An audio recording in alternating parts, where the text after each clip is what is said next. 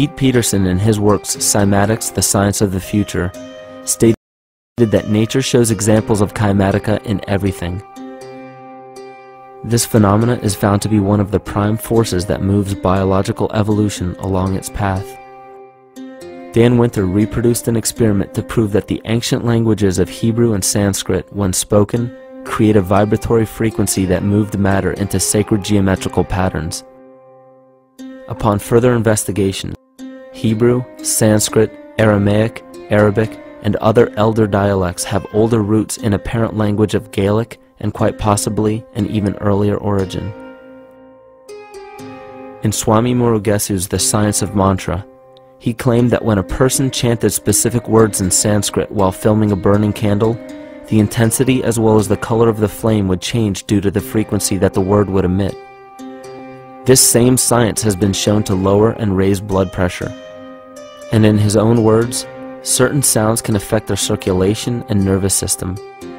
Whatever change such vibrations cause extends to the mind of a person and also to the surrounding atmosphere, causing warmth or coolness. All this can be known by study and shown by practice. This rediscovered knowledge of the science of sound shows that sound is something more than mere vibratory signals.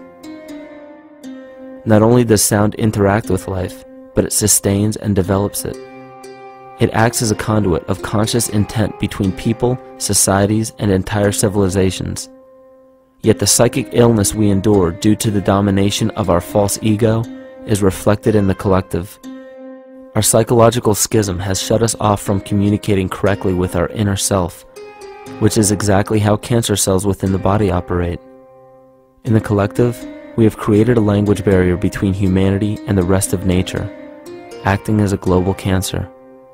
Recorded in history, the efficacy of the ancient languages has been severely uprooted. The alphanumeric translation from Hebrew to English shows a complete reversal of the two languages, giving the cymatic effect unnatural results.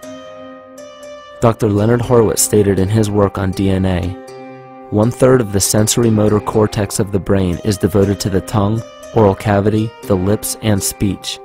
In other words, oral frequency emissions spoken or sung exert powerful control over life, vibrating genes that influence total well-being and even evolution of the species. A degradation of language in this case is shown to affect biology. If something as basic and important as language can be degraded and devalued to such a degree, yet never questioned, what else might we be missing? Think of an aspect of your life that dictates the limits of your freedom. Government and law enforcement, insurance and pharmaceutical companies, taxes, building permits, driver's licenses, and more.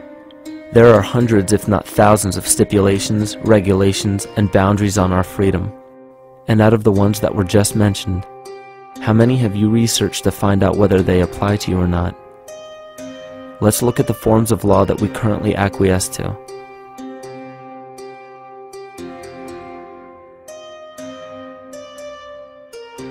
A common misconception among people is that any rule or regulation that governs them falls under one category: law. But there are many other forms of law that people abide by without realizing that they simply do not apply to them. Another misconception is that a nation's constitution gives us our rights. A constitution does nothing more than list the rights that we already have. We are born with inalienable rights, endowed to us by our Creator. They are not given to us, and they cannot be given away. The most a person can do with a right is choose whether to exercise it or not. Maritime admiralty law is what's known as the law of the water. It is superseded by civil law and only applies to those who willingly contract themselves into it. The definition of admiralty law is a body of private international law governing the relationships between private entities which operate vessels on the oceans. Let's look at how and why a form of law that is fashioned to govern corporations, businesses, and vessels has imposed its rule over natural human beings. This is all done through a form of word magic. A simple perversion of language has made it possible to convince people around the world that these alternative laws apply to them. One of the predominant beliefs in modern culture is that licenses, permits, registrations, and other forms of documentation are required to operate motor vehicles, use public roads, build structures and establishments, engage in free enterprise, and much more. Sadly, these beliefs are based on little to no investigation whatsoever, and are false. This belief structure is perpetuated by maritime admiralty law. This form of law was originally created to govern ships docking in foreign nations for the import or export of products and resources. It deals with banking and merchant affairs, not civil affairs. When a product is taken off of a ship and brought into a foreign land, that nation takes custody of the resource and accounts for it with a certificate. That certificate marks the birth date of that product in the custody of the respective nation. Think of why it is supposedly required to have a certificate of live birth in the first place. The Barron's Dictionary of Banking Terms defines a certificate as a paper establishing an ownership claim. So right there, we notice that everyone with a birth certificate is defined as being owned. People are used as collateral with other nations because the U.S. is bankrupt. The United States declared bankruptcy on March 9th of 1933. At this point, the U.S. began taking out loans from a private, non-government affiliated corporation called the Federal Reserve. With no money to pay back the loans, the United States began using the citizens as collateral. All birth and marriage certificates are literally warehouse receipts. Just look at the similarities of warehouse receipts and birth certificates. Both document the date of issue, a serial number, registration number or receipt number, a description of the product, and an authorized informant to notify the appropriate government agency. With all of this information being readily available, the majority of people are unaware of their involvement with maritime admiralty law. This is possible through the manipulation of language. This admiralty law changed the meaning of the word person from a natural living person to a corporation.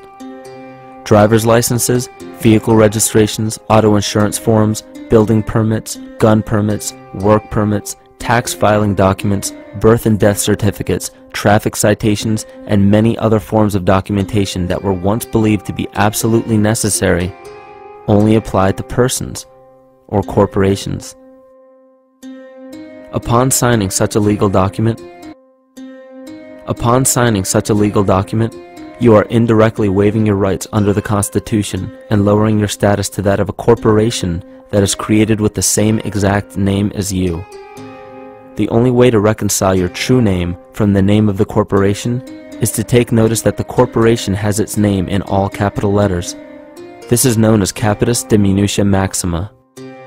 You may take notice that your driver's license, birth certificate, social security card, insurance cards, and more use all capital letters to legally represent the corporation with your name, not you.